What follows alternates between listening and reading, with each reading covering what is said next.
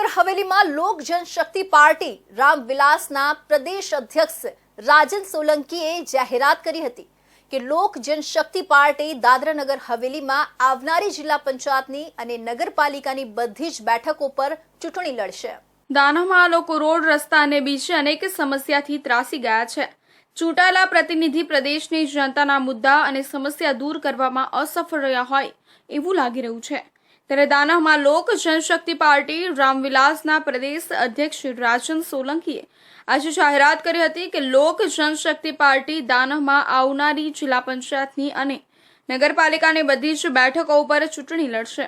તેમણે એ પણ જણાવ્યું હતું કે તેઓની પાર્ટી લોકલ કક્ષાએ કોઈ પણ પાર્ટી સાથે ગઠબંધન નહીં કરે અને જિલ્લા પંચાયત અને નગરપાલિકાની બધી જ બેઠકો પર પોતાનો ઉમેદવાર ઊભો રાખશે।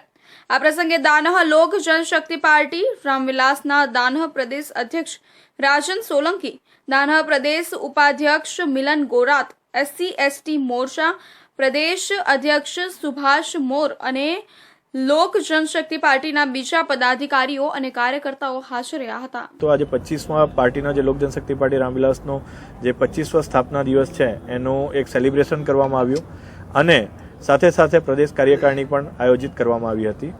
પ્રદેશ કાર્યકારિણીની અંદર મારા વાઇસ પ્રેસિડેન્ટ મિલન ગોરાતજી દ્વારા 3 પ્રસ્તાવ પારિત મૂકવામાં આવ્યા અને જેને સર્વસંમતિથી પારિત કરવામાં આવ્યા। પહેલો પ્રસ્તાવ એ છે કે આગામી 21 પંચાયત અને જે નગરપાલિકાની સીટો છે એના ઉપર લોક જનશક્તિ પાર્ટી તમામ સીટો પર પોતાની દાવેદારી નોંધાવશે અને ઇલેક્શન લડશે અને જીતવા માટેની જે કોઈ પ્રયત્ન કરવા પડે એ કરશે।